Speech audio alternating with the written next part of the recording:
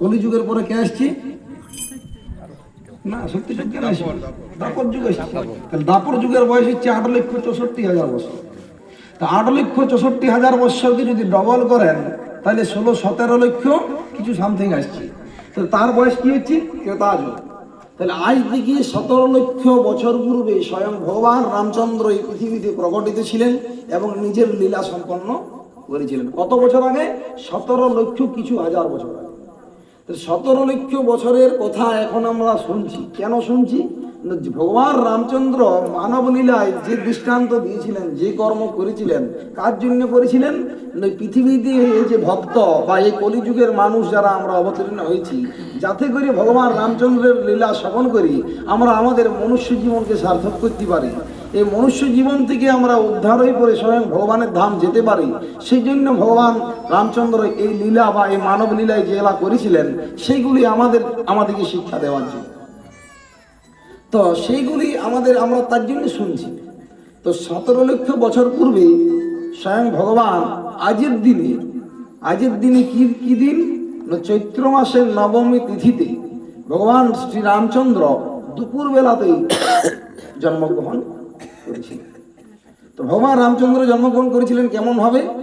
অযোধ্যার যিনি রাজা তিনি কে ছিলেন? দশরথ। তো দশরথের পূর্বপুরুষ কোথার থেকে শুরু? ভগবান সূর্যদেব থেকে। সূর্যদেব, ইক্ষ্বাকু, মনু, তারপরে পরস্পর যারা আসছেন পরম্পরা ধারায় দশরথ এসেছেন। তো দশরথ কি ছিলেন? 10 দিকে যখন কোন যুদ্ধ করতে যেতেন রাজা দশরথ 10 দিকে রথ নিয়ে যুদ্ধ করতেন। 10 দিকে রথ নিয়ে যুদ্ধ করার পর উনি কি করতেন? শত্রু দিকে পরাস্ত করতেন, যার জন্য তার নাম হচ্ছে রাজা দশরথ। তো এই দশরথ আর অযোধ্যা, তার রাজ্যের নাম কি? অযোধ্যা। অযোধ্যা কথার অর্থ কি? যাকে যুদ্ধে কখনো পরাজিত করা যায় না, যার জন্য তার নাম হচ্ছে অযোধ্যা। তো সেই অযোধ্যার রাজা দশরথ গুণে ঐশ্বর্যে সম্পূর্ণরূপে পরিপূর্ণ, তার কোনো কিছুর অভাব নাই। সমস্ত দিক থেকে তিনি বীর রাজা, পৃথিবীর শ্রেষ্ঠ সম্রাট রাজা হচ্ছেন দশরথ। যে দশরথের মধ্যে জীবনে কোনো কমি নেই, সম্পূর্ণ কিছু পরিপূর্ণ। স্বয়ং দেবতারা পর্যন্ত দশরথকে কোনো সময় নিয়ে যেতেন যে প্রভু আপনি চলুন, আজ আমরা যুদ্ধে হেরে যাচ্ছি, আপনি একটু সঙ্গ দেন। রাজা দশরথের মধ্যে এমন পরাক্রমশালী ক্ষমতা ছিলেন। তো সেই দশরথ কি করছেন? নিজের রাজ্যের সমস্ত সুখ ভোগ করার পরও নিজের মনের মধ্যে কিছু কমি অনুভব করছেন, যে আমার মধ্যে সেটা সম্পূর্ণ হচ্ছে না। কি কমি? না, আমার পুত্র নাই, তিনি হচ্ছেন অপুত্র। রাজা দশরথের মধ্যে সমস্ত কিছু পরিপূর্ণ। রাজা দশরথের স্ত্রী কজন? 3 জন। কে কে জানেন? কৈকেয়ী, কৌশল্যা আর সুমিত্রা। আবার তার উপপত্নী ছিলেন কজন? 350 জন। 350 জন উপপত্নী ছিলেন রাজা দশরথের। তো তখনকার দিনে রাজাদের অধিক বিবাহ সম্পন্নের প্রচলিত ছিল। তো রাজা দশরথ উপপত্নী কেন ছিল? তার কারণ যখন পরশুরাম ক্ষত্রিয় নিধন করছিলেন এই পৃথিবীতে, পরশুরাম প্রতিজ্ঞা করেছিলেন যে পৃথিবীকে আমি ক্ষত্রিয় নিধন করব। তো পরশুরাম 21 বার এই পৃথিবী থেকে ক্ষত্রিয় নিধন করেছিলেন, 21 বার।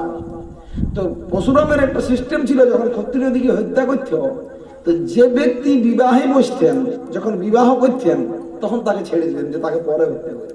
এখন তো যখনই দেখতেন রাজা দশরথকে হত্যা করার জন্য পরশুরাম আসছেন, রাজা দশরথ কি করতেন? ভয়ে বিবাহে বসিয়ে যেতেন। এইভাবে বাঁচার জন্য উনি পরপর 350টা পত্নী গ্রহণ করেছিলেন। তো এইভাবে যখন চলে, রাজা দশরথ দেখেন আমার মনের মধ্যে আনন্দ নাই, অথচ আমার এত বড় সাম্রাজ্য, কিভাবে আমি সাম্রাজ্য পরিচালনা করব? তখন উনি কি করলেন? পুত্রষ্টি যজ্ঞ করলেন। যে যজ্ঞ করলে পুত্র সন্তান লাভ করা যায়, অঙ্গিরা ঋষি এসে পরে উনি পুত্রষ্টি যজ্ঞ করেছিলেন। তো সেই পুত্রষ্টি যজ্ঞ করার পর সেই যজ্ঞের থেকে একটা পাত্রের মধ্যে পায়েস অগ্নির থেকে বেরিয়ে এসেছিল। তো সেই পায়েস রাজা সেই পত্নী দিকে ভাগ করে দিয়েছিলেন। তার ফলে কি হয়েছিলেন? না, স্বয়ং রামচন্দ্রের আবির্ভাব হয়েছিলেন আজের দিন। জয় শ্রী শ্রী রাম নবমী মহামহোৎসব কি জয়। তো ভগবান রামচন্দ্র কি করেছেন? এই মানব জীবনের উজ্জ্বল যদি দৃষ্টান্ত দেখতে চান, যদি মানব জীবনকে সম্পূর্ণভাবে শাস্ত্র মতে পরিচালিত হইতে চান, তাহলে ভগবান রামচন্দ্রকে লক্ষ্য করা উচিত। ভগবান রামচন্দ্র কি ছিলেন? মর্যাদা পুরুষোত্তম। ভগবান শ্রীকৃষ্ণকে বলা হয় লীলা পুরুষোত্তম। ভগবান শ্রীকৃষ্ণ লীলা করেছিলেন। ভগবান যখন কোনো লীলা করেন তখন যদি কোনো ভুল ত্রুটি বা কোনো রকম কিছু হয় সেটাকে বলা হয় লীলা। কিন্তু ভগবান রামচন্দ্র কি করছিলেন? মর্যাদা পুরুষোত্তম, যিনি মর্যাদার পালন করেছিলেন, সেটা বলা হয়, তার জন্য ভগবান রামচন্দ্রকে বলা হয় মর্যাদা পুরুষোত্তম। তো এই মর্যাদা পুরুষোত্তম নিয়ে যদি কথা বলতে হয় প্রায় 2 ঘন্টার উপরে লাগবে, তাহলে বুঝতে পারবেন যে রামচন্দ্র কি রকম মর্যাদা পুরুষোত্তম ছিলেন, যার জন্য এখন আমরা রামের নাম করছি জগতে। তো রামায়ণ এই রামের কথা আমরা জানতে পারি রামায়ণ থেকে। কোথা থেকে জানতে পারি? রামায়ণ থেকে। রামায়ণ 3 জন লিখেছেন। কে কে লিখেছেন? বাংলাতে লিখেছেন কে? কীর্তিবাস ওঝা। কীর্তিবাস ওঝা লিখেছেন, কীর্তিবাস। আচ্ছা, উনি কি লিখেছেন? রামায়ণ লিখেছেন। আরেকজন কে রামায়ণ লিখেছেন? উত্তর ভারতে আরেকজন কবি ছিলেন, উনি লিখেছিলেন রামচরিতমানস। সেটার থেকে আমরা জানতে পারি রামায়ণ। তো রামায়ণ কথার অর্থ কি? রাম অয়ন, যেখানে রামকে আনা হয় তাকে বলা হয় রামায়ণ, সেটা হচ্ছে রামায়ণ। তো এইটা হচ্ছে রামায়ণের অর্থ। যেখানে আপনি শুনছেন যদি রাম আসে আপনার মনের মধ্যে তাকে বলা হয় রামায়ণ। আর যদি আপনার মনের মধ্যে রাম না আসে তাহলে কিন্তু রামায়ণ নয়। তা আমরা শুনি কথা, যাহা রাম তাহা নাহি কাম। তো এই যে আমরা রামায়ণ কথা শুনছি, রামের কথা শুনছি, আমাদের কারো ভালো লাগবে, আবার কারো ভালো লাগবে না। কেন লাগবে না? না, আমরা কামনার ভিতরে আছি। আমরা সকলেই কামনা নিয়ে পরে বুঝে আছি। কেমন কামনা? সাংসারিক কামনা, জড়জাগতিক কামনা নিয়ে আমরা ব্যস্ত। কারো নিজের স্ত্রী পুত্রের কামনা, কারো ঘরের কামনা, কারো ব্যবসার কামনা, কারো টাকা পয়সা। তো এই কামনা দিয়ে পরে যদি আমি রামায়ণ শুনি তাহলে কিন্তু আমি রামকে বুঝতে পারি। রামকে বুঝার জন্য কি দরকার আছে? কামনা বিহীন। যাহা রাম তাহা নাহি কাম। যাহা কৃষ্ণ সূর্য সম মায়ার নাহি অধিকার। যাহা কৃষ্ণ তাহা নাই মায়ার অধিকার। কৃষ্ণ হচ্ছেন সূর্য সম, কৃষ্ণ হচ্ছেন সূর্যের মতন। যেখানে সূর্য আছে সেখানে যেমন অন্ধকারের কোনো স্থান নাই, তো সেই রকম ভগবান শ্রীকৃষ্ণ বা রামের কথা যেখানে আছে সেখানে কামের কোনো অবস্থান নাই। তাই আমাদেরকে যদি এই কামের দৃষ্টিটা পরিত্যাগ করতে হয়, তার জন্য কি প্রয়োজন? আমাদের সৎ গুরুদেবের প্রয়োজন। তো সৎ গুরুদেবের তত্ত্বাবধানে থেকে যদি আমরা রামায়ণ শ্রবণ করি, নিজের জীবনে যদি রামচরিত্রকে নিজের জীবনে প্রয়োগ করি, তাহলে আমরা আমাদের মানব জীবনকে সফল করতে পারি। তো রামায়ণ থেকে আমরা কি বুঝতে পারি? রামায়ণ থেকে আমরা বুঝতে পারি ভগবান রামচন্দ্র যে লীলা প্রকট করেছিলেন এই জগতে, সেটা খুবই বিরল, খুব বিরল। আমরা দেখতে পাই আমরা এই জীবনে, মানব জীবনে আমরা প্রত্যেকে সুখের অন্বেষণ করছি, কি করে একটু সুখ পাবো, কি করে একটু আনন্দ পাবো, যার জন্য আমরা প্রতিনিয়ত কর্ম করছি। কিন্তু ভগবান রামচন্দ্র যখন ছিলেন রাজা দশরথের পুত্র হিসাবে, উনি কিন্তু কি করেছিলেন? আমরা রামচরিত্র যদি যারা দেখেছেন, টিভি সিরিয়ালে অনেকে রামচরিত্র দেখেছেন, রামচন্দ্র কি খুব সুখী ছিলেন? রাজা দশরথের পুত্র ছিলেন রামচন্দ্র, এই পৃথিবী শশাগরা পৃথিবীর যিনি রাজা ছিলেন, তিনি কি খুব সুখী ছিলেন? তিনি কিন্তু সুখে ছিলেন না। তিনি প্রতিনিয়ত কষ্টের সঙ্গে সংঘর্ষ করেছেন। তো সেই রামচন্দ্র প্রতিনিয়ত কষ্টের সঙ্গে সংঘর্ষ করেছেন এবং তিনি তবু মর্যাদা পুরুষোত্তম নামে খ্যাত। এই রামচন্দ্রের কথা অল্প সময়ে বলা সম্ভব নয়। আমি যদি রামায়ণ থেকে 8টি দৃষ্টান্ত আছে, 8টি দৃষ্টান্ত যদি কেউ ভালোভাবে বুঝতে পারেন, শ্রবণ করেন, যদি রামায়ণে রামচন্দ্র যে শিক্ষা দিয়েছেন সেই শিক্ষাটা যদি গ্রহণ করি, তাহলে আমরা আমাদের মানব জীবনকে সার্থক করতে পারি। তো রামায়ণ থেকে আমরা কি বুঝতে পারি? এই 8টি দৃষ্টান্ত সকলে মনে রাখার চেষ্টা করবেন, সকলে মনে রাখবেন যে কি করেছিলেন ভগবান রামচন্দ্র। এই রামায়ণ যে আমরা দেখি, এই রামায়ণ আমরা বলেন 7 কাণ্ড নিয়ে হচ্ছে রামায়ণ। কে বলতে পারবেন এখানে উপস্থিত যে 7টা কাণ্ড কি কি? কেউ আছেন বলতে পারবেন রামায়ণের 7টা কাণ্ড কি? আমরা অনেকে রামায়ণ পড়ি, রামায়ণ শুনি, অনেকে জানি, কেউ বলতে পারবেন 7টা কাণ্ড কি? হ্যাঁ বলুন, কটা আছে? আচ্ছা, 3টা, 4টা, উত্তরাকাণ্ড একটা, 5টা, 8 হচ্ছে যুদ্ধকাণ্ড, আর একটা হচ্ছে বালকাণ্ড, বাল্যকাণ্ড যেখানে হয়েছিল, 7টা হচ্ছে। এই 7টা কাণ্ড হচ্ছে নিপুরে রামায়ণ। এই 7টা কাণ্ডে 7টা দৃষ্টান্ত আছে, সেটা আমাদের জানা দরকার জীবন। এলে যদি জানি তাহলে আমরা নিজের জীবনকে সার্থক করতে পারি। তো ভগবান রামচন্দ্র প্রথম শিক্ষা দিচ্ছেন কি? যখন বাল্যকাণ্ড ছিলেন, ভগবান রামচন্দ্রের উজ্জ্বল দৃষ্টান্ত কি? গুরু ভক্তি। ভগবান রামচন্দ্রের গুরু ভক্তি, ভগবান রামচন্দ্রের প্রতি নিজেকে গুরুর প্রতি সমর্পণ করেছিলেন। অথচ উনি স্বয়ং ভগবান, যিনি স্বয়ং ভগবান, তিনি তো জানেন যে আমার কি করা দরকার, কি করা দরকার নেই। অথচ তিনি নিজের গুরু বশিষ্ঠ দেবের কাছে উনি নিজেকে সমর্পণ করেছেন। তো গুরু বশিষ্ঠ যা আজ্ঞা দিচ্ছেন, রামচন্দ্র কিন্তু তার বাইরে যাচ্ছেন না। তাই গুরুদেবের কাছে আমাদেরকেও সমর্পণ করা উচিত। আমরা যদি নিজেকে গুরুদেবের কাছে সমর্পণ করি, গুরুর কথা মতো নিজের জীবনকে পরিচালনা করি, তাহলে আমাদের জীবনে আর কোনো দুঃখ নাই। আমরা দেখতে পাই, যখন ভগবান রামচন্দ্র গুরুগৃহে থেকে শিক্ষা নিয়ে পরে যখন অযোধ্যায় ফিরে এলেন, তখন কি করলেন না, গুরু বশিষ্ঠের সঙ্গে কে ছিলেন? ঋষি বিশ্বামিত্র এলেন রাজা দশরথের কাছে।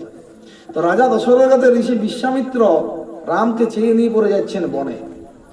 তো তখন কি করছেন, ঋষি বিশ্বামিত্র কি বলছেন যে এই যে পাথরটা, রামচন্দ্র ভগবান রামকে বলছেন, হে রাম, এই যে পাথরটা দেখছো, এই পাথরটা কোনো সাধারণ পাথর নয়, এটা কে?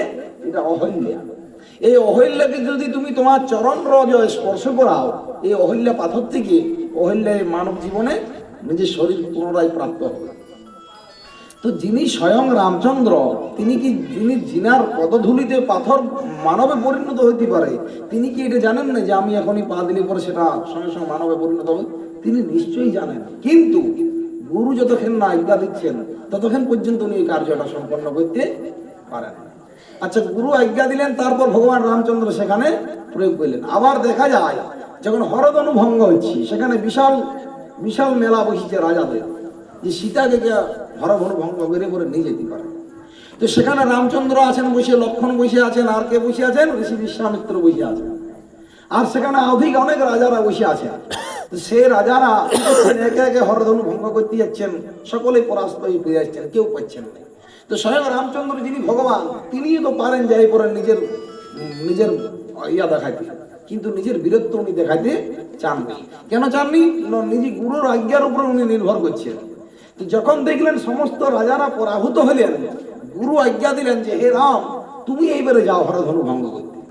রামচন্দ্র গুরুকে প্রণাম করি পরে কোন রকম কথা না বলি সেই হরধনুটা ভঙ্গ করলেন। তো এই হরধনু যে ভঙ্গ করলেন, উনি তো নিজে আগে ঠিক করতে পারতেন, কেন করলেন নাই? যিনি গুরুদেব আছেন, গুরুর আজ্ঞাটা আগে দরকার। তো যিনি গুরুদেবের আজ্ঞা মতো নিজের জীবনকে পরিচালনা করেন, তার জীবনে আর কোনো দুঃখ নাই। তিনি ভক্তিপথে এগোতে পারেন। ভক্তিপথে এগোনো মানে আমরা কিরকম মনে করি যে আমাদের পরিবর্তন, হয়তো আমি আগে নর্মাল ছিলাম, আমিষ আহার করতাম, এখন আমি নিরামিষ আহার করি। সকলে মোবাইল সাইলেন্ট করুন, প্রত্যেককে বারবার বলা হয়, আমরা সব জায়গাতেই দেখি।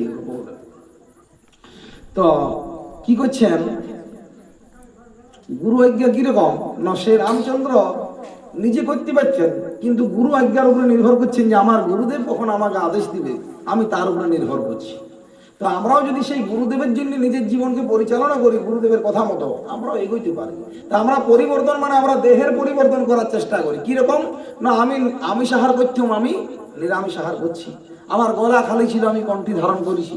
আমার কপাল খালি ছিল, আমি তিলক ধারণ করেছি। তো এই পরিবর্তনটা কি আমার আসল পরিবর্তন? না, এটা আমার আসল পরিবর্তন, এটা দেহের পরিবর্তন। তো আমার যদি মনের পরিবর্তন আমি করতে পারি, তবে আমি রামচন্দ্রকে লক্ষ্য করতে পারি। আমার মনের পরিবর্তন যতক্ষণ না আমি করতে পারছি, ততক্ষণ পর্যন্ত আমি যাই করি বাহারি আবরণ, তাতে কিন্তু কোনো ফলপ্রদ হবে না। তাই কৃপাপূর্বক নিজের মনকে গুরুচরণে নিক্ষেপ করুন, গুরুদেবের কথা মতো নিজের জীবনকে পালন করার চেষ্টা করুন। আপনি দেখুন আপনার জীবন সর্বমঙ্গলময় হয়ে উঠবে। কিন্তু আমরা বাহারিটা পরিবর্তন করার চেষ্টা করি, কি নিয়ম আছে, অমুক আছে, আছে, সেটা করা দরকার, কিন্তু মনটা যে আমার পরিবর্তন করা দরকার, আমি সেটা করতে পারছি না। তাই মনের প্রতি একাগ্রতা বাড়ান, যে গুরুদেবের কথা মতো যেন মনটা আমার পরিচালিত হয়। যদি মনটা আমার গুরুর কথা মতো পরিচালিত হয়, তাহলে আমি সর্বাগ্রে সুন্দর। তো তারপরে 1 নম্বর হচ্ছে গুরু ভক্তি, 2 নম্বর কি, 2 নম্বর হচ্ছে পিতা মাতার আজ্ঞাবাহী। গুরু পিতা মাতার আজ্ঞাবাহী, রামচন্দ্রের পিতা এবং মাতা যে আজ্ঞা দিলেন তার বাইরে কোনো কাজ উনি করতেন না। তো রামচন্দ্র কি করছেন, যখন ওইখানে গুরু কৃপাতে উনি হরধনু ভঙ্গ করেছেন, এখন মা সীতা জানকী উনি আসিছেন মালা দেওয়ার জন্য ভগবান রামচন্দ্র। তো রামচন্দ্র কি করলেন, এত রাজসভার মধ্যে হাজার হাজার রাজা বসে আছে, সেই সভার মধ্যে যিনি সীতাকে জয় করেছেন, সেই সীতা বরমালা পরাতে দিয়েছেন রামচন্দ্রকে। রামচন্দ্র বলছে না, আমি সেই মালা ধারণ করতে পারিনি। কেন পারি নাই? না, আমি এখন আমার পিতার আজ্ঞা পাইনি। যতক্ষণ না পর্যন্ত আমার রাজা দশরথের পুত্র আমি রাম, যিনি আমার পিতা, তিনি যতক্ষণ না আমাকে আজ্ঞা দিবেন, আমি ততক্ষণ তোমাকে বিবাহ করতে পারি না। তো এইটা হচ্ছে রামচন্দ্রের পিতৃভক্ত। রামচন্দ্র পিতার আজ্ঞার জন্য বসে আছেন, কিন্তু কলিযুগে নিয়মটা অন্যরকম। কলিযুগে আমরা যারা বাস করছি তারা পিতা আজ্ঞার আমরা পরোয়া করিনি। পিতা কি বলল, মা কি বলল, তা আমার শোনার দরকার নাই। আমি নিজের মতন করে নিজের ইচ্ছা পূরণ করতে পারি। সেই ইচ্ছা পূরণ করতে গিয়ে আমাদের কি হচ্ছে, আমরা সেই দুঃখের সংসারে ঢুকে পড়েছি। দুঃখের প্রতি আমরা হাতছানি দিচ্ছি, সর্বসময় আমরা কষ্ট অনুভব করছি, দুঃখ পাচ্ছি। এত দুঃখ দিচ্ছে মায়াদেবী আমাদেরকে, এত দুঃখ পাওয়ার পরেও আমরা কিন্তু বলছি না আমি ভালোই আছি। তো এইটা আমাদের ভ্রম, এটা ভ্রম। রামচন্দ্র পিতৃ আজ্ঞার জন্য অপেক্ষা করলেন। তখন কি করলেন, রাজা জনক দশরথকে আসার জন্য আহ্বান জানালেন। রাজা দশরথ এসে সম্মতি দিলেন। তারপর রামচন্দ্র সীতাকে বিবাহ করেছিলেন। এরপর আমরা দেখতে পাই, তখন দেখিলেন রাজা দশরথ যে রামচন্দ্র হচ্ছে আমার সুযোগ্য পুত্র, এর মতন পুত্র আর পৃথিবীতে উজ্জ্বল দৃষ্টান্ত আর কেউ নাই। তাই আমি কি করিব না, আমি নিজের রাজ্যে রাজা পদ ছেড়ে পড়ে আমি বনে যাই সন্ন্যাস গ্রহণ করিব, আর রামচন্দ্রকে আজ আমি রাজার আসনে বস করাবো। সমগ্র রাজ্যে ঘোষণা করে দিলেন ডঙ্কা বাজাই যে কাল রামচন্দ্রের অভিষেক, কাল রামচন্দ্রের মহা অভিষেক। তাই সকল রাজ্যবাসী আপনারা আসুন, সম্মতি দেন, রামচন্দ্র রামকে দেখুন যে রামচন্দ্র আজ রাজপদে অভিষিক্ত। তো আজকে রাজসভায় সেটা ঘোষণা করা হইল। কাল যখন সকালে রামচন্দ্রের রাজপদ অভিষেক হবে, তার আগেই কি হয়েছে জানেন? তার আগেই যে সেই কৈকয়ী যে বরপ্রাপ্ত ছিল, উনি কি করছেন না, রাজা দশরথের কেনে ছল প্রদত্ত উনি কি করছেন, দুটা বর ছিল, সেই বর চাইছেন কি, একবার এই রাজপদ তাকে ত্যাগ করতে হবে, দ্বিতীয়বার রামচন্দ্রকে 14 বছর বনে যেতে হবে। তো রামচন্দ্র রাজপাঠ শিখছেন দশরথের কাছে 4 ঘন্টা আগে, আর 4 ঘন্টা পরে সকাল হলে পরে উনি কি করবেন, রাজপদে অভিষিক্ত হবেন। তার আগে 4 ঘন্টা আগে উনি শুনতে পাচ্ছেন যে আমাকে এখনই বনে যেতে হবে। সেটা কতদিনের জন্য? 14 বছরের জন্য। 2 ঘন্টার জন্য ওঠে। তো একজন ব্যক্তি রাজা হবেন, তার মনোভাবটা কেমন? তার আগে উনি শুনছেন যে আমাকে বনে যেতে হবে 14 বছরের জন্য। তো যখন এই কথাটা শুনলেন রামচন্দ্র যে আমার পিতৃদেব, আমার পিতা রাজা দশরথ বচনবন্দী হইয়া আছেন, উনি কাউকে বচন দিছিলেন, কাউকে উনি বর দিছিলেন, সে বরবন্দী হয়ে আছেন, সেই বরের মান রাখার জন্য রামচন্দ্র হাসি মুখে পিতার আজ্ঞা পালন করার জন্য মাথা নত করে নিজের রাজবেশ পরিত্যাগ করে মুনিবেশ ধারণ করে উনি নিজ পত্নীকে নিয়ে পড়ে উনি কোথায় চললেন? বনে চললেন। ওই দৃষ্টান্ত আজ আমরা কলিযুগে কোথাও পাইতে পারি? যিনি রাজা হবেন রাজপদ ত্যাগ করে পরে উনি যাচ্ছেন বনে। এখন হইলে আমাদের কি হইতো? যুদ্ধ হয়ে যেত। তো সেই রামচন্দ্র হচ্ছেন কিরকম? পিতৃ আজ্ঞা পালন করে। যিনি পিতার আজ্ঞা পালন করছেন, তো সেই হচ্ছেন রামচন্দ্র। তারপর কি তৃতীয় নাম্বার হচ্ছে সঙ্গদোষ। এই সঙ্গদোষ যদি আমাদের ঠিক থাকে, তাহলে আমরা ভক্তি পথে থাকতে পারি। তো কিরকম দেখি না, স্বয়ং রামচন্দ্র কার পুত্র? কৌশল্যার পুত্র। কৌশল্যার পুত্র হচ্ছে রামচন্দ্র। তো রামচন্দ্রকে ভালোবাসতেন কৌশল্যে যতটা ভালোবাসা না দিতে পারতেন, মা কৈকেয়ী ততটা ভালোবাসতেন রামচন্দ্রকে। এতটাই স্নেহ ছিল যে সব দিকে ভালোবাসতেন রামচন্দ্রকে। কে? কৈকেয়ী। না, সেই কৈকেয়ী অসৎ সঙ্গের ফলে, অসৎ সঙ্গ কার? সে মন্থরার সঙ্গ করার ফলে কি হয়েছিল? রামচন্দ্রকে সে চোখের বিষ হয়ে গেছিল, দেখতে পাচ্ছিলেন। কেন হয়েছিলেন? এই অসৎ সঙ্গের ফলে। তো সেই সঙ্গের প্রভাবে কি হয়েছিল? রামচন্দ্রকে বনে যাইতে হয়েছিল। তো সেই রকম যদি আমরাও সঙ্গটা, আমাদের সঙ্গতিটা ঠিক না থাকে, সেই সঙ্গত যদি আমরা ঠিক করতে না পারি, আমরা আমাদের জীবনটা কি করব? হেলায় ফেলাবো। ওই সঙ্গের প্রভাবে কি হয়েছিল? অযোধ্যার মতন সুখের রাজ্য কিসে পরিণত হয়েছিল? শ্মশানে পরিণত হয়েছিল। অযোধ্যায় 14 বছর কারো ঘরে প্রদীপ জ্বলনে রামচন্দ্র চলে গেল বনে। রাজা দশরথ শোকে প্রাণ ত্যাগ করলেন। ভরত চলে গেলেন রাজ্য ছাড়িয়ে অন্যখানে তপস্যা করার জন্য। তো সমস্ত রাজ্য যে সুসজ্জিত ছিল, সেই সুসজ্জিত রাজ্যকে সঙ্গের প্রভাবে সমস্ত কিছু বিনাশপ্রাপ্ত হল। যদি সঙ্গ কারো খারাপ থাকে প্রভু, তাহলে সে জীবনে কখনোই উন্নতি করতে পারবে না। কে কি বলল, কেন বলল, কি বলল, তাতে আমাদের কিছু আসি যায় না। আপনি নিজের জায়গায় ঠিক থাকুন, দেখুন তাহলে সবাই ঠিক আছে। তাই আমাদের নিজের জায়গায় ঠিক দেখা দরকার, যদি আমি সঙ্গটা ঠিক করি। তাই মহাপ্রভু বলছেন সাধু সঙ্গ সর্বশাস্ত্রে কয়, লবমাত্র সাধু সঙ্গে সর্বসিদ্ধ হয়। যদি আপনার সঙ্গটা কি, কার সঙ্গ করা দরকার? সাধু লোকের সঙ্গ করা দরকার। সাধু কথার অর্থ কি? যিনি ভগবানের কথা মতো নিজের জীবনকে পরিচালনা করেন। সাধু মানে এরকম নয় যে গেরুয়া ড্রেস, গলায় মালা, মাথায় তিলক মানে সেই সাধু, সেই ব্যক্তি কিন্তু সাধু নয়। সাধু বলছেন যজ্জত আচরিত, আমি কি বললাম, শ্রেষ্ঠ ব্যক্তি। তো যিনি আচরণটা করবেন ভগবানের কথা মতো নিজের জীবনকে পরিচালনা করেন, তিনি হচ্ছেন সাধু। সাধু কথার অর্থ সব দিকের দিকে যার ভালো, সেই হচ্ছে সাধু। তো সেই ব্যক্তির যদি আপনি সঙ্গ করেন, ভগবানের কথা মতো নিজের জীবনকে পরিচালনা করেন, আপনার জীবনটা সর্বমঙ্গলময় হয়ে উঠবে। আর যদি আপনি নিজের মতন করে ভাবেন যে না এই সঙ্গটা আমার ঠিক আছে, তাহলে কিন্তু আপনি জীবনে উন্নতি লাভ করতে পারবেন নাই। তৃতীয়টা কি? তৃতীয়টা রামচন্দ্রের যে সম্বন্ধ কিরকম না, আমরা দেখি আমাদের যে সম্বন্ধ পরিবারের প্রত্যেকের সঙ্গে প্রত্যেকের সম্বন্ধ, তাই আমাদের পুত্রের সঙ্গে আমার সম্পর্ক, আমার মায়ের সঙ্গে আমার সম্বন্ধ, আমার মাসি পিসি যা সম্বন্ধ আছে, এই সম্বন্ধগুলো আমাদের কিছু কামনার উপরে নির্ভর করছি, কামনা এবং বাসনা। আমাদের এই যে সম্বন্ধ, কামনা বাসনা, যদি আমি দেখি যে কোনো ব্যক্তির সঙ্গে আমি মামা বাবা কাকা যদি আমি আমার ব্যালেন্স ঠিক করতে না পারছি, তার মানে আমি খারাপ। এই যে কেন খারাপ না, আমাদের এই যে কিছু চাওয়া পাওয়ার বিনিময় সম্পর্ক, তাছাড়া কিন্তু আমাদের কারোর সঙ্গে কারো সম্পর্ক ভালো নয়। আপনি স্ত্রীকে ততদিন ভালো বলতে পারবেন যতদিন দিতে পারবেন, আপনি পিতৃদেবকে ততদিন ভালো বলতে যতদিন আপনি সেবা করতে না পারলে আপনি কিন্তু এই জগতে খারাপ। চাওয়া পাওয়া কিন্তু ভগবান রামচন্দ্র কিরকম, মা কৈকেয়ী কি করেছেন, রামচন্দ্রকে বনবাস দিয়েছেন যে হে রাম, তুমি এখনই পরিত্যাগ করে চলে যাও বনে, কেননা রাজ্যটা শাসন করবে আমার পুত্র ভরত। তো সেই ভরত যখন এসে শুনল যে কৈকেয়ী আমার নিজ মা, আমি রাজা হওয়ার জন্য রামচন্দ্রকে বনে পাঠাইছি, তো ভরত কি করলেন, ভরত কৈকেয়ীকে বললেন যে তোমার মতন দুরাচারী মা এই জগতে যেন আর কারো না হয়।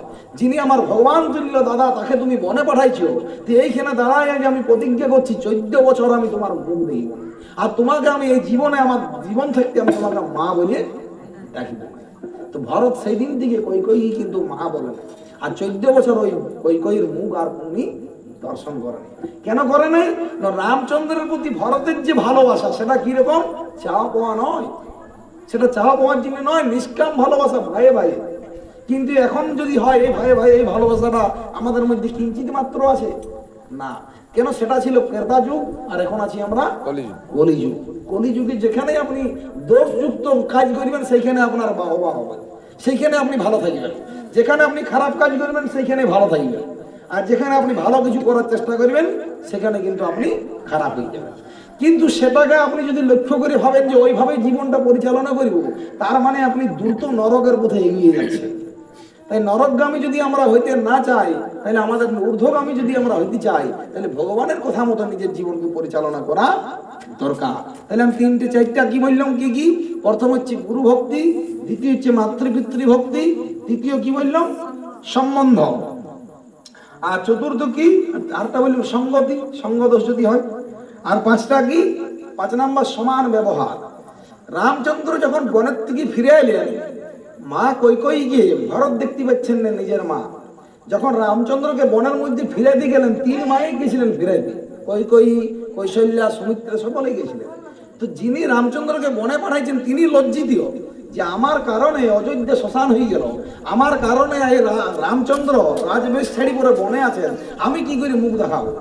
রাম কি করছেন জানেন, কৈকেয়ীকে দেখার পরে সঙ্গে সঙ্গে তাকে প্রণাম করছেন, আর মা বলে তাকে নিজের গলায় জড়াই দিচ্ছেন যে মা তুমি কি ভুল করতে পারো, তুমি ভুলেই করতে পারো না, তুমি আমার মা, মায়ের আজ্ঞা পুত্রের জন্য যথেষ্ট, মা যা বলবে সেটাই করা আমার উচিত, তুমি কেন নিজেকে দোষী মনে করছো। কৈকেয়ী বলছি তুমি আমার দোষ দেখছো না, সেইটাই আমার খারাপ লাগছে, আমি এত বড় অন্যায় করেছি রাম, তুমি আমার তবু দোষ দেখা পাচ্ছ না। তখন বলছে না মা, তুমি কোনো দোষেই করতে পারো না। এই যে সমতা ব্যবহার, 3 মায়ের প্রতি তার সমান ব্যবহার, ভাইয়ের প্রতি তার সম্যক ব্যবহার, এই ব্যবহার যদি আমাদের ঠিক থাকে, এই ব্যবহারের কারণে আপনি এগিয়ে যেতে পারেন।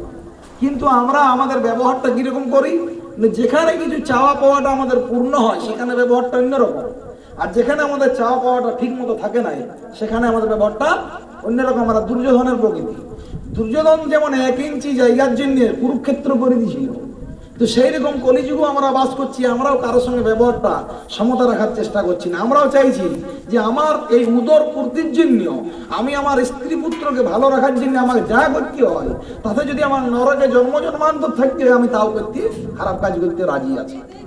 এই মনোপ্রবৃত্তির প্রভাবে আমি ভগবান রামচন্দ্রকে চিনতেও পারিনি, আমি ভগবান শ্রীকৃষ্ণকেও জানতে পারিনি। আমরা সাধু সন্ততি কাউকেই শ্রদ্ধার চোখে তাদেরকে দেখতে পারি। কেন পারিনি? না আমাদের প্রবৃত্তিটা নিম্নমানের, আমার প্রবৃত্তিটাই নিম্নমানের।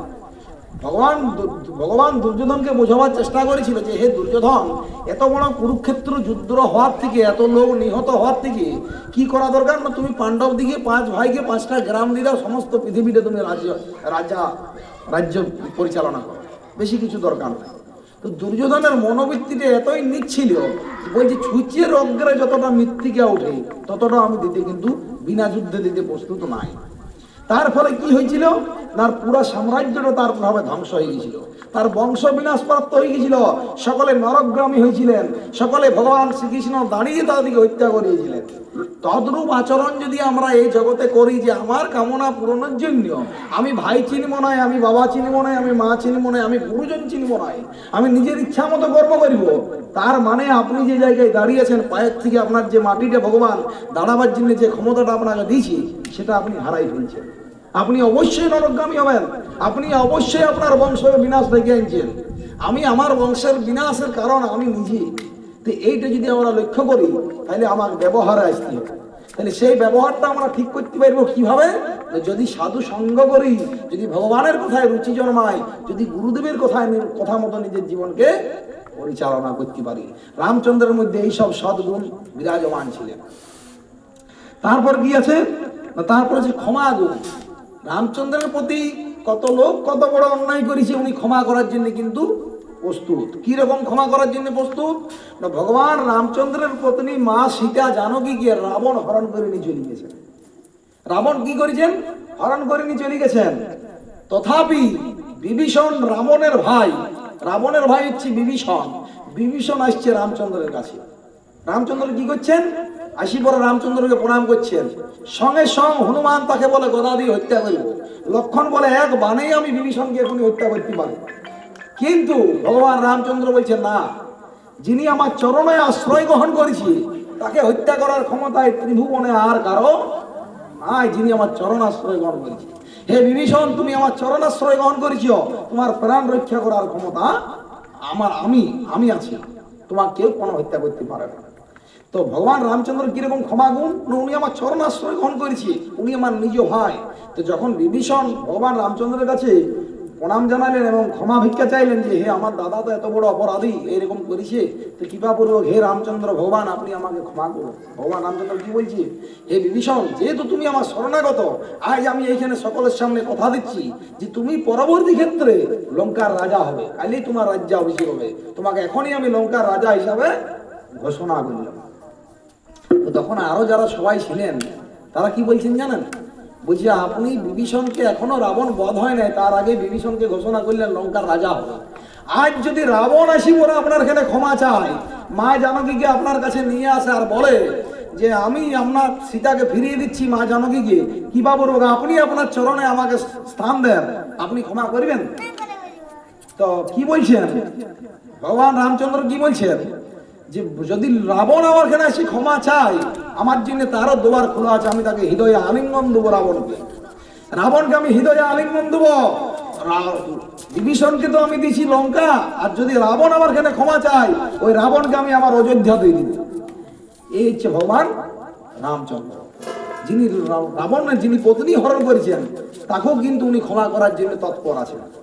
কিন্তু এই জগতে দেখি যদি আমাদের কাছে কেউ দোষ করে, আমাদেরকে যদি কেউ ঈর্ষা করে, আমাদের প্রতি কোনো রকম কোনো দোষ করে, আমাদের মধ্যে কতটা হিংসা কাজ করে আমরা দেখিনি। আমাদের বাড়ি আমরা সবাই গ্রামে বাস করছি, তো গ্রামে বসে আমরা ভালোভাবে উপলব্ধি করতে পারবো যে হিংসা জিনিসটা কি। কেউ কারো ছায়াটা আমরা মারাইতে চাই না, কেউ কারো কথাটা অল্প পরিমাণ আমরা গায়ে মারতে চাই না, কেউ যদি তিল পরিমাণ দোষ করে তাকে আমরা অধিক পরিমাণ আঘাত দিবার চেষ্টা করি। যদি আমাকে কেউ আমার সঙ্গে খারাপ ব্যবহার করে, তাকে যদি দুগুণ আমি খারাপ ব্যবহার করতে না পারি, তাহলে আমার মনে কিন্তু শান্তি আসে না। এটা আমাদের কলিযুগে সকলের নিয়ম। কেউ যদি আমার ছেলেকে একটা চড়ায়, আমি তাকে চেষ্টা করি তার ছেলের জন্য হাত পাটা আরো ভাঙি যায়। সেইটা যতক্ষণ না আমাদের পূর্ণ হয়, আমরা কলিযুগে কিন্তু শান্তি লাভ করতে পারবি। এই মনোভাবের কারণে আমরা ভগবানকে চিনতে পারছি না। এই মনোভাবের কারণে ভগবানকে দেখেও আমরা না দেখার চেষ্টা করছি। তার দোষটা কার করব? তার দোষটা আপনার নিজের। আপনি নিজেকে এইভাবে তৈরি করছেন, তার প্রভাব আপনি চিনতে পারছেন না। তাই রামচন্দ্রের মধ্যে এইরকম গুণ ছিল না। উনি বলছে, রাবণ যদি মা জানকীকে এখনই ফেরত দেয়, আমি রাবণকে অযোধ্যার রাজা হব। ভগবান রামচন্দ্র বনে চলছেন, বনে চলতে চলতে পায়ের মধ্যে একটা কাঁটা ঢুকে গেছে। তো মা জানকী যখন দেখলেন ভগবান রামচন্দ্রের কাঁটা ঢুকে গেছেন, লক্ষণকে নির্দেশ দিচ্ছেন, লক্ষণ তোমার দাদার পায়ে কাঁটা আছে, কাঁটাটা বের করো। ভগবান রামচন্দ্র বলছে, না, কাঁটাটা আমার পায়ের মধ্যেই। কেননা যে আমার চরণে আশ্রয় গ্রহণ করেছি, তাকে আমি কি করে দূরে ঠেলে দিতে পারি? আমি কাঁটা পায়ে নিয়ে চলি। এই হচ্ছে ভগবান রামচন্দ্র। এই ক্ষমাগুণ যার মধ্যে আছে, যিনি অপরের দোষ দেখেছেন, যিনি নিজের দোষ গুণ সবকিছু ভুলি পরে ক্ষমার দৃষ্টিতে দেখেন, যে আমাকে অপমান করলে করুক, আমাকে খারাপ বললে বলুক, এই পাশের ব্যক্তিটা আমাকে খারাপ বললে বলুক, তাতে আমার কি এসে যায়? আমি কদিনই বা জগতে থাকিব, আমি কার জন্যই বা বাঁচিয়ে আছি? আমি তো এখান থেকে বিদায় নেবো। যে বলছি সেও যাবে, আর আমি যে বলছি শুনছি আমিও যাব। তার জন্য আমার খারাপ করার কি দরকার আছে? আমার খারাপ ব্যবহার কারোর সঙ্গে করার কি দরকার? এই ভিত্তিটা যদি আমাদের মধ্যে তৈরি হয়, তবেই আপনি ভক্তি করতে পারেন। যদি এই ভিত্তিটা তৈরি না হয়, হিংসা কাজ করে, তাহলে আপনি ভক্তি পথে চলতে পারেন না। ভক্তি পথে আপনি চলতে কখনোই পারেন না। তাই সকলে মনে রাখবেন, যেন ব্যবহারটা আমাদের নিম্নমানের হয়। কিরকম? যেন সামনে নম্রতা ভাবে হয়, নম্রতা ভাবে, নম্র ভাবে হয়, যেন আমরা সবসময় ব্যবহারটা করতে পারি নম্র ভাবে। কে আমাকে কি কথা বললে সেটাই আমার আসি যায়নি, আমি তার থেকে নিচ, এই ভাবনাটা যেন আমার মনের মধ্যে থাকে। আমাদের গুরু মহারাজ বলছেন যে তুমি লক্ষ্য করবে, তোমাকে যদি কেউ অপমান করে, কেউ যদি চড়ায়, তুমি লক্ষ্য মনে করবে যে এই ব্যক্তিটা আমাকে একটি চড়াই ছাড়ি দিল, এটা খুব মহান ব্যক্তি, আমাকে জুতো মারা দরকার ছিল, আমি এতই পাপী। যদি এই মনোভাবনাটা আমার মধ্যে থাকে, তাহলে আমি ভক্তি পথে চলার অধিকারী। তাই মহাপ্রভু বলছেন, তৃণাদপি শুনিছেন তরুরপি সহিষ্ণুনা অমানিন মানদেন কীর্তনিয়া সদা হরি। যিনি নিজেকে তৃণের থেকেও নিজ মনে করতে পারেন, যিনি তরুর থেকেও সহিষ্ণুতা সহন করার ক্ষমতা যার মধ্যে আছেন, তিনি হরিকীর্তন করার অধিকারী। তাছাড়া কিন্তু আমরা হরিকীর্তন করতে পারি না। তাছাড়া এই গুণ নিয়ে পরেও যদি আমরা করি, মনে ভাবি উল্লাহ করার দরকার নাই, আমি হিংসা প্রবৃত্তি নিয়ে পরে মনের মধ্যে যা আসবে এইটাও করিব, আর আমি হরিনাম করিব, তার মানে আমি সেটা নাটক করছি, আমি কিন্তু ভক্ত হবার চেষ্টা করছি না। তাই সকলের নিজের ব্যবহার লক্ষ্য করুন, এটা হচ্ছে প্রধান জিনিস। এটা সকলের মার্কিং করা দরকার নিজের হৃদয়ে, যেন আমি ব্যবহারটা সকলের সঙ্গে সমানভাবে করতে পারি। ভগবানের জন্য তার জন্য প্রার্থনা জানানো দরকার। তারপর হচ্ছে বিশ্বাস। এই গুরু কথাই বিশ্বাস, এই শাস্ত্র কথাই বিশ্বাস থাকা দরকার। আমরা কিন্তু বিশ্বাস করিনি। আমাদের বিশ্বাস করার কি দরকার আছে? ওটা কিভাবে হবে? আমাকে কে বাঁচাবে? ভগবান? না, বাঁচাবে না, নিজের কর্ম নিজে করো, ভগবান কি তোমার খাওয়াই দিবে বেশি? আমরা এরকম করি। ভগবান খাওয়াবে কেন না খাওয়াবে সেটা পরের গল্প। আপনি যেখানটা বাস করছেন সেটাই ভগবানের। আপনি যেটুকু খাচ্ছেন সেটুকু ভগবানের। আপনি নিঃশ্বাস নিচ্ছেন ভগবানের, আপনি অক্সিজেনটা নিচ্ছেন ভগবানের, সূর্যের আলো নিচ্ছেন ভগবানের। এই জগতে যা কিছু ব্যবহার করছেন সব কিছু ভগবানের। এই ব্যবহৃত জিনিস আমরা যেগুলো করছি সেগুলো কিন্তু আমাদের পূর্বাপুরুষ বাপ দাদারা কেউ তৈরি করে নাই। কেউ করেছে? কেউ করে নাই। এই সমস্ত জিনিসটা হচ্ছে ভগবানের তৈরি। তাই ভগবানের তৈরি জিনিস নিচ্ছি, আর আমি বিশ্বাস করছি না যে ভগবান নাই। ভগবানকে যদি চোখে দেখা না যায় আমি বিশ্বাস করব না। আপনি এইভাবে বিশ্বাস করতে পারেন না। ভগবানকে দেখার জন্য আপনাকে সেইভাবে তৈরি হওয়া দরকার আছে। যদি আপনি সেইভাবে তৈরি হন, যেমন একজন ডাক্তার অপারেশন করতে পারে, যদি একজন বাচ্চা ছেলে বলে না আমি অপারেশন করব, তাহলে কিন্তু সে রুগীটা বাঁচবে কি? তার জন্য তাকে তৈরি হওয়া দরকার, তার জন্য তার পড়াশোনা আছে, ডাক্তারি কলেজে যাওয়া দরকার আছে, ট্রেনিং নেওয়া দরকার আছে, তবেই সে অপারেশন করতে পারে। তো তদ্রূপ যদি ভগবানকে আমরা জানতে যাই, তার জন্য আমাকে সাধু সঙ্গ করা দরকার, নিজেকে ভক্ত হওয়া দরকার, নিজের চরিত্রকে গঠন করা দরকার, নিজের মনকে ভগবানের চরণে নিক্ষেপ করা দরকার, তবেই আপনি ভগবান সম্বন্ধে জানতে পারবেন। তারপরে ভগবানকে দেখতে পারেন। তো তার দৃষ্টান্ত কে? তার দৃষ্টান্ত হচ্ছে স্বয়ং হনুমান। এই যে মহাবীর, এই মহাবীর হচ্ছেন তার উজ্জ্বল দৃষ্টান্ত। ভগবান রামচন্দ্রের একনিষ্ঠ সেবক, দাস্য রূপের প্রধান ভক্ত। দাস্য রূপের মধ্যে প্রধান ভক্ত হচ্ছে স্বয়ং হনুমান। হনুমান কিরকম? রামচন্দ্র কোনো কিছু বলার পূর্বেই হনুমান তৎপর আছেন যে প্রভু আমাকে কি আজ্ঞা দিবেন, আমি তার জন্য রেডি, আমি করি। কিন্তু আমাদের গুরুদেব কানগড়ায় এসে আমাদেরকে মন্ত্র দিচ্ছেন যে হে প্রভু এইটা করুন, হে শিষ্য তুমি তোমার এইটা করা কর্তব্য। কিন্তু আমরা শোনার পরও বিশ্বাস করিনি। আমরা বলি মহাপ্রভু বলেছেন যে হরিনামে এত পাপ হরে যে পাপীর সাধ্য নাই এত পাপ হরে। হরের নাম হরের নাম হরের নামইব কেবলম কোল নাস্তিব্য নাস্তিব্য গতির অন্যতা। হরিনাম ছাড়া আর কোনো গতি নাই। যদি হরিনাম না করেন তো শাস্ত্রে বলা হয়েছে যদি হরিনাম না করেন আর কোনো গতি নাই, নাইলে আপনি নরকগামী হবেন। এটা শোনার পর কি আমাদের বিশ্বাস হচ্ছে? আমাদের বিশ্বাস হয় নাই বলেই তো আমরা করিনি। আমাদের তো মনে হয় যে না হরিনাম না করলেও যা হবে আর করলেও তা হবে। ও সাধু হয়েও যা করছে, আমি সাধু না হয়েও তাই করছি। কেন বলছি না আমার বিশ্বাস নাই? কিন্তু এই বিশ্বাসটাই একদিন যদি আপনি আজ না করেন সময় থাকতে, আপনি কিন্তু তুরন্ত নরকের দ্বারে পৌঁছে যাবেন। কেউ কিন্তু আপনাকে আটকাইতে পারে না। এই কলিযুগে আপনার কেউ আটকাইতে পারে নাই। কৃষ্ণ নাম করো জীব বাকি সব নিচে, পালাইতে পদ নাই জাম আছে পিছিয়ে। আপনি কোথায় পালাবেন? কোন রাস্তা দিয়ে যাবেন? আপনি রাস্তা জানা আছে কারো? যে আমি কোন দিকে দিয়ে যাবো এখান থেকে? কারো জানা নাই বাবু। একই রাস্তায় যদি ভালো কাজ করেন ভালো পথে যাবেন, খারাপ কাজ করলেন জম আপনাকে নিয়ে যাবেন। তো সেটা ভালো জিনিস, ভালো কাজ করলে ভালো ফল, খারাপ কাজ করলে খারাপ ফল। এটা আমরা সকলেই অবগত, এটা আর বলার কি দরকার আছে? তাই যে শাস্ত্রে লেখা আছে যদি হরিনাম করেন বিশ্বাসের উপর দিয়ে আপনি অবশ্যই বৈকুণ্ঠ ধাম পৌঁছে যাবেন। আর যদি হরিনাম না করেন, তিরস্কার করেন, সাধুসঙ্গ না করেন, অবশ্যই আপনি নরকে পৌঁছে যাবেন। তাই আমাদের বিশ্বাস করা দরকার আছে। তাই বিশ্বাসের সহিত সকলে হরিনাম করুন। মহাপ্রভু যেটা বলেছেন সেই মতো নিজের জীবনকে পরিচালনা করুন। আপনারা দেখতে পাবেন যে আপনার জীবনটা সর্বে মঙ্গলময় হচ্ছে। হনুমান ভগবান রামচন্দ্র কিছু বলার আগে হনুমান তৎপর থাকতেন যে আমি যাতে প্রভুর একমাত্র সেবা করতে পারি। হনুমান যদ্যপি মনুষ্যকুলের নয়, পশু সমাজে, হনুমানকে নির্দেশ দেওয়া হয়েছে যে তুমি যাও কি পর্বত থেকে যাই পরে বিশল্যকরণী ওষুধ নিয়ে এসো, নাহলে লক্ষণকে বাঁচানো যাবে না। হনুমান যাই পরে চিনতে পারছেন না যে আমি কোনটা নেবো, হচ্ছে প্রভুর আজ্ঞা, আমি কি করবো। উনি কি করলেন? প্রভুর আজ্ঞা পালন করার জন্য সমস্ত পর্বতটা তুলে নিয়ে চলে এলেন। প্রভু তো চিনতে পারবে আমি পারি আর না পারি। কিন্তু আমরা মনুষ্য হয়ে বড় শুনছি, বিশ্বাস করছি নাই। যদি আমাদের এই ক্ষমতা থাকতো আমরা বলতাম না আমি তো চিনতে পারছি না, এটা আন্দাজে কি করে নিয়ে যাবো, তার জন্য ফোন করি, জানি জিনিসটা বুঝি তারপরে। কিন্তু উনি এতটাই তৎপর ছিলেন যে প্রভুর সেবা করার জন্য আমি সমগ্র পর্বতটা নিয়ে চলে আসছি। হনুমানের এত শক্তি অগাধ যে সমুদ্র পার করতে হবে উনি জানেন না। আমি বলছি না আমি পারবো না সমুদ্র পার করতে। কিন্তু সমস্ত ভক্তরা যখন বলছেন হে হনুমান তুমি হচ্ছে রামচন্দ্রের প্রধান ভক্ত, এই রামের মধ্যে না রাম নামের মধ্যে এতই গুণ আছে যে গুণটা আমরা উপলব্ধি করতে পারিনি, তুমি পারো। হনুমান বললেন সে তো ঠিক, প্রভুর নামের মধ্যে এত গুণ আছে তা আমার চিন্তা করার কি আছে। উনি জয় শ্রীরাম বলে এক লাফে সমুদ্র ভেঙে দিলেন। কেন? প্রভুর প্রতি ওনার সম্পূর্ণ বিশ্বাস, রাম নামের প্রতি ওর সম্পূর্ণ বিশ্বাস আছে। যেখানে রাম আছে সেখানে যেন সমস্ত কিছু সম্পন্ন। ভগবান রামচন্দ্র বলছেন আজ দিকে 17 লক্ষ বছর পূর্বে, এখন চিন্তা করুন কলিযুগে কেউ পারবে সমুদ্রের উপরে সেতু বন্ধন করতে?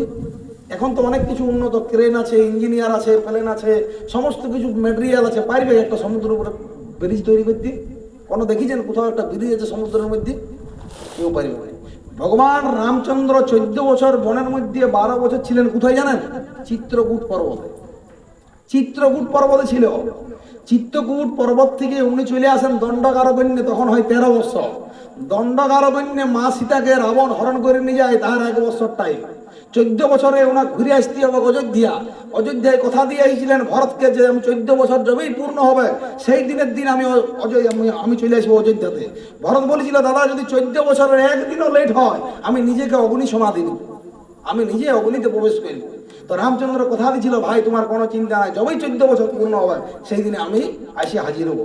এদিকে তাহলে 12 বছর ফিরে গেছে চিত্রকূটে, 1 বছর চলে গেছে দণ্ডকারণ্যে, আর সেই বছরে রাবণ ওনাকে হরণ করে নিয়ে গেছে। তার টাইম কত? হাতে কত বছর? 1 বছর। তো আমরা দেখি সাধারণত একটা ব্রিজ তৈরি করতে সরকারের ক বছর লাগে? 5 বছর 10 বছর। তো সেই রকম সমুদ্রের মধ্যে ব্রিজ তৈরি হচ্ছে, চিন্তা করুন। সমুদ্রের মধ্যে ব্রিজ তৈরি হচ্ছে কত টাইমের ভিতরে? যেখানে প্রায় 5-6 মাস 4-5 মাস জোর লেগেছিল। কেমন ভাবে তৈরি হচ্ছে? না বিশ্বাসের উপরে। কি বিশ্বাস? না কারা তৈরি করছেন? মানব। আমাদের মতন মানব কেউ ছিল?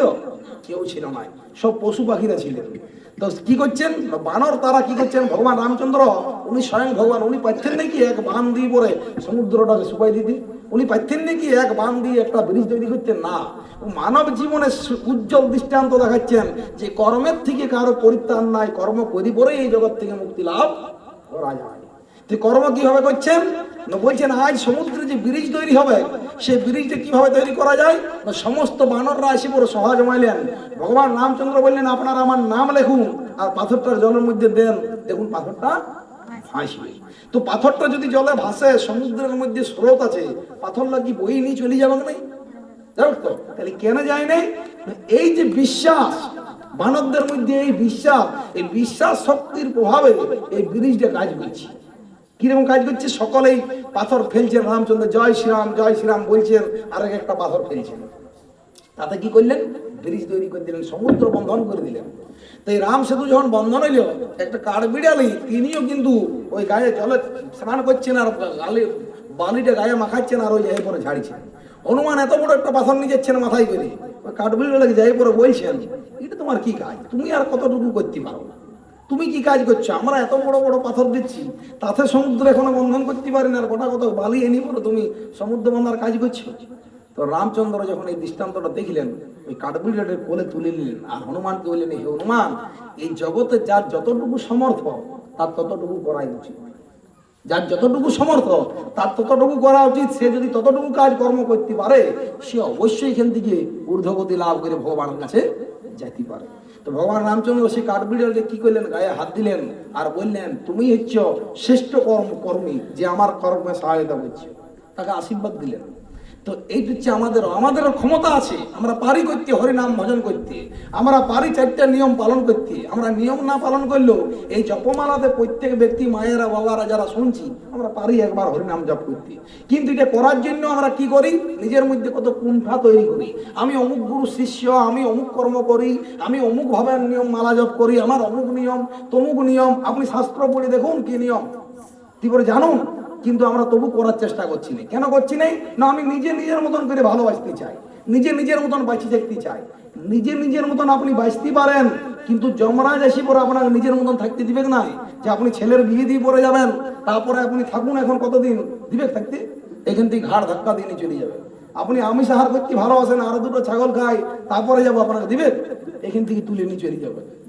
কারো কিন্তু সময় নেই, সময় খুব মূল্যবান। এই যতটুকু সময় আপনার রিচার্জে আছে, এই যতটুকু সময় ভগবান আপনাকে বেঁধে দিয়েছে, ততটুকু সময় আপনি ব্যবহার করতে পারেন। তারপরে কিন্তু আপনি চাইলেও 1 সেকেন্ড ব্যবহার করতে পারেন না। যদি চান যে আমার 1 সেকেন্ড বেশি দরকার এই পৃথিবীতে, আপনি পারেন না ব্যবহার করতে, আপনাকে ঘাড় ধাক্কা দিয়ে এখান থেকে নিয়ে পৌঁছাই দিবে আপনার কর্মফল অনুসারে আপনি যেখানে যাবেন। তাই সকলে চেষ্টা করুন যে এই সময়টুকু পাইছি, এটা খবরের কাগজ দেখিয়ে, টিভি দেখিয়ে, মোবাইল দেখিয়ে পার করা মানে আমার নিজের মূর্খতার পরিচয়।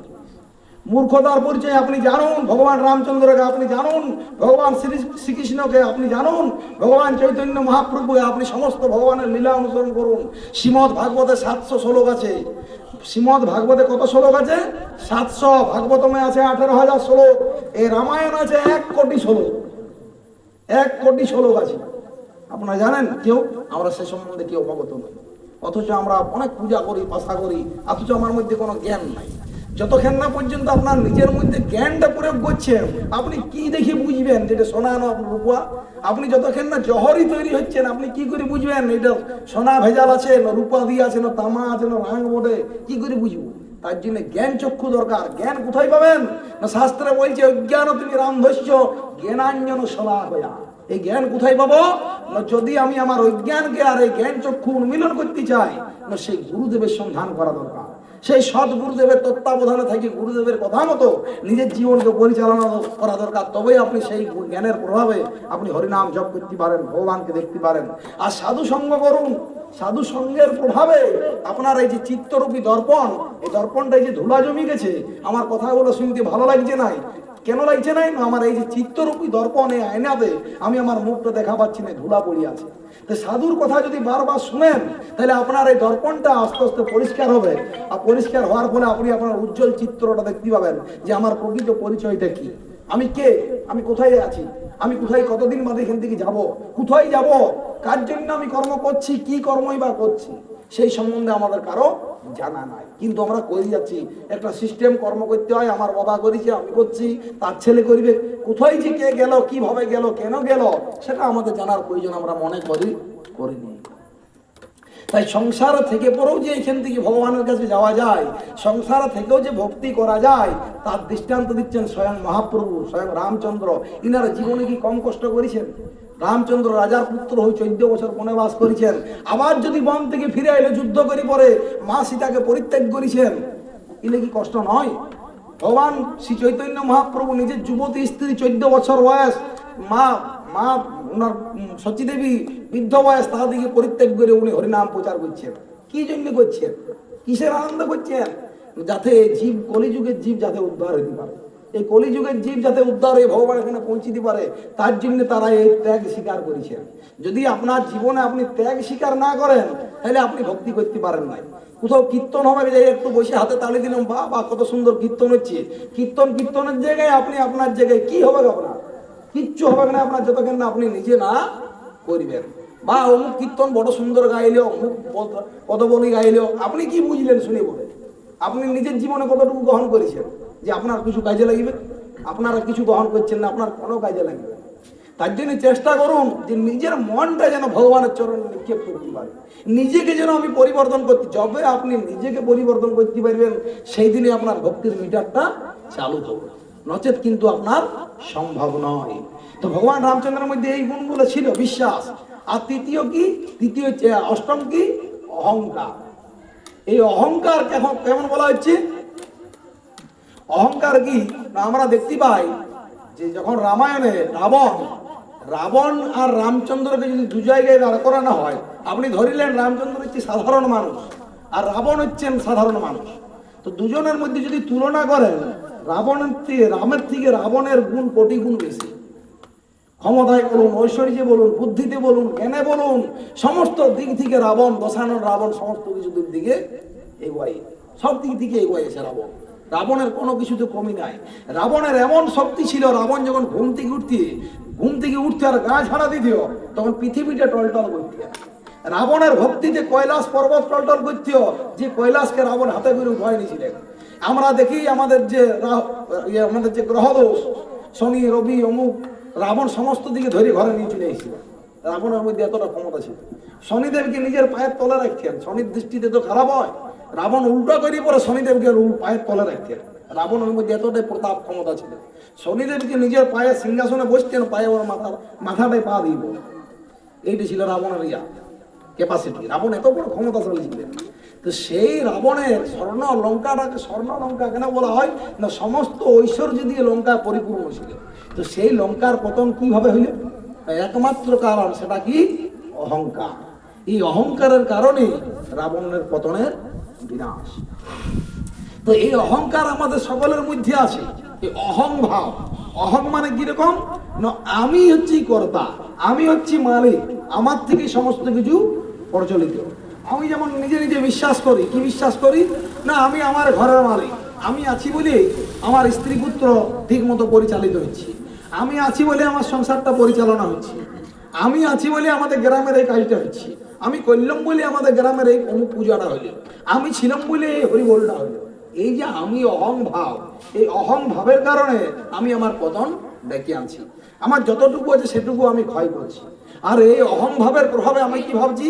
এই অহংকারের প্রভাবে আমি গুরু চিনতে পারছি না, সাধু চিনতে পারছি না। এই অহংকারের প্রভাবে আমি ভগবানকে দেখতে পাচ্ছি না। আমি চাইছি কিরকম, আমরা অনেকে দেখি না পূজার জিনিস কিনি, কারো হাতে দিয়ে দিলাম, এই পূজাটা করাই দিবে তো। তার মানে কি আমার মধ্যে কি অহংকার নাই? তো ভগবান যিনি অনন্ত কোটি ব্রহ্মাণ্ডের মালিক, যিনি সর্বসৃষ্টিকর্তা, তিনি আপনি তাকে একটা প্রসাদের পটলা করে বলে পাঠাচ্ছেন, আপনার যাওয়ার সময় নাই, আপনি কারো হাতে পাঠাই দিলেন। আপনি কি ভগবান কি ভুকা বসে আছে খাওয়ার জন্য? আমাদের তো মনে ভাব নাই এরকম যে কিছুটা পাঠাই দিলাম, কালী মেলায় পূজাটা দিয়ে দিবে তো, দুটো কলা দুটো মিঠাই, মা কালী না খাই বসে আছে, আপনার দুটো মিঠাই খাওয়ার জন্য। এরকম তো মনোভাব আমাদের। যাবি তো অমুক জায়গায় একটা পূজা দিয়ে দিবি তো। আপনি যাই করুন কোনো কাজে লাগবে না যতক্ষণ না আপনার মধ্যে ভক্তি তৈরি হচ্ছে, যতক্ষণ পর্যন্ত আপনি নিজেকে পরিবর্তন না করছেন। হাজার মিঠাই দেন, হাজার নারকেল দেন, হাজার পাঠা বলি দেন, কোনো কিছুতেই ফলপ্রদ হবে নাই। আপনি পুরোনায় নরকে পৌঁছে যাবেন যতক্ষণ না আপনি নিজেকে পরিবর্তন করছেন। আপনি অহং ত্যাগ করুন যে আমি হচ্ছি নিম্নতা, আমার মধ্যে কোনো যোগ্যতাই নেই পূজা করা, আমার মাকে ভালোবাসার যোগ্যতাই নাই, আমি বাবা শিবকে পূজা করার ক্ষমতাই নেই, তার আমি কি পূজা করি? আমি যদি ঘরে বসে অন্তর থেকে বাবা শিবকে প্রণাম করি তাহলে উনি বেশি খুশি হবেন ওই জিনিসটা করার থেকে। ওই জিনিসটা করা মানে তাকে আমি অপমান করছি, তাকে আমি ভালোবাসি নাই, তাকে আমি আমার অর্থের অহংকার দেখাচ্ছি। তার জন্য সেই অহংকার যদি আমরা পরিত্যাগ করতে পারি তাহলে ভগবানের চরণে আমাদের মতি দিয়ে আমরা ঘুরে দিতে পারি। তো এই যে 8টি গুণ আমি প্রধান প্রধান বললাম, এই যতগুলি আপনারা মনে রাখতে পারবেন ততগুলি আপনাদের জীবনে কাজে লাগবে। সকলেই চেষ্টা করুন শাস্ত্রসম্মতভাবে সাধু সঙ্গ করি পরে নিজে কিভাবে হরিনাম করতে পারি। এই জগৎ থেকে সকলকে বিদায় নিতে হবে, কেউ পারেন নাই চিরস্থায়ী হয়ে থাকতে। তাই বিদায় নিবার পূর্বে আপনার যে সঙ্গে কি যাবে, টাকা পয়সা ধন দৌলত স্ত্রী পুত্র কেউ যাবেন নাই, শুধুমাত্র আপনার কর্মের ফলটুকু আপনার সঙ্গে যাবে। আপনি যা কর্ম করলেন সারা জীবন ধরে 1 থেকে 50 বছর, সেই কর্মের ফলটা আপনার সঙ্গে যাবে। তাই আপনি কেমন কর্ম করছেন সেইটার উপরে নির্ভর করছে আপনি কোথায় যাবেন। তা আমি যে কেমন কর্ম করেছি সেটা আমি ভালোভাবে জানি যে আমি কি করছি। প্রত্যেক ব্যক্তি নিজে নিজে জানেন যে আমি কি কর্ম করলাম। যাদের বয়স 80 বছর হয়ে গেছেন এখন করার কিছু উপায় নাই, নিরর্থ ভাবে বসে আছেন যে সারা জীবন সংসার করলাম, আজ তো আমাকে কেউ ভালোবাসছে নাই, আমার তো আর কোনো উপায় নাই, আমার পুত্র ভালোবাসছে নাই, আমার বৌমাও ভালোবাসছে নাই, আমার কেউ ভালোবাসছে নাই, আমি স্বামী হারা। তখন আপনি বুঝতে পারবেন যে সংসারে থাকি যে এতদিন কর্ম করেছি কার জন্য করেছি, কিসের জন্য করেছি, কেনই বা করলাম, আর কিসের জন্য আমি বাইতে ছিলাম। কিন্তু এখনই যদি আপনার জীবনে আপনি ভগবানকে কেন্দ্র করে আপনার জীবনটা পরিচালিত করেন, এখনই যদি আপনার জীবনে ভগবানকে নিজের সঙ্গ দেন, ভগবানকে যুক্ত করেন নিজের জীবনে যে আমি কৃষ্ণের, কৃষ্ণ আমার, আমি রামের, আমি রাম আমার, যদি এই চিন্তা ভাবনা করেন আপনি অনেক কিছু করতে পারেন। তাই অবিলম্বে করো যাহা করিবার, এখনই থেকে চিন্তা করো যে আমি আজ থেকে হরিনাম করিব, আজ থেকে আমি আমার মনুষ্য জীবনকে ঊর্ধ্বগামী করিব, ভগবানের কাছে নিয়ে যাব। তাই যদি এই কর্মটা করতে চায় ভক্ত সঙ্গ করে কৃপাপূর্বক সকলে চেষ্টা করুন অন্তর থেকে বলতে যে হরে হরে কৃষ্ণ হরে কৃষ্ণ কৃষ্ণ কৃষ্ণ হরে হরে, হরে রাম রাম রাম হরে হরে। এইভাবে যদি আপনারা আপনাদের জীবনকে পরিবর্তন করতে চান তাহলে সকলে অবিলম্বে জপমালাটা গ্রহণ করুন আর অবিলম্বে হরিনাম জপ করুন। এমন নয় ভগবান কোথাও আপনাদেরকে বলে নাই যে আপনি মাথা নেড়া করে তিলক মালা পরি পরে এখনই জপমালাটা বসে পড়ে সমস্ত কর্ম ত্যাগ করে দেন। ভগবান বলছেন হে অর্জুন, মা অনুসরণ যুদ্ধ তোমাকেই করতে হবে, কিন্তু কি করবে আমাকে কেন্দ্র করে, আমাকে স্মরণ করো আর কর্ম তুমি করো। তো ভগবান তো বলতে পারতেন অর্জুন তোমার যুদ্ধ করার দরকার নাই, তুমি ঘরে যাই বসে যুদ্ধটা আমি করছি। ভগবান বলছেন মাম অনুসরণ যুদ্ধ চ, তুমি আমাকে স্মরণ করি পরে যুদ্ধ করো। তো এই সংসার যুদ্ধে আমরা সকলেই ব্রতী। এই সংসারে কে যুদ্ধ করছেন না, কে কষ্ট পাচ্ছেন না, কে দুঃখ পাচ্ছেন না? প্রত্যেকটি জীব, এটা কুকুর থেকে আরম্ভ করে, এটা পিপিলিকা থেকে আরম্ভ করে স্বয়ং ব্রহ্মা সৃষ্টিকর্তা পর্যন্ত ওনারা সকলেই দুঃখ পাচ্ছেন।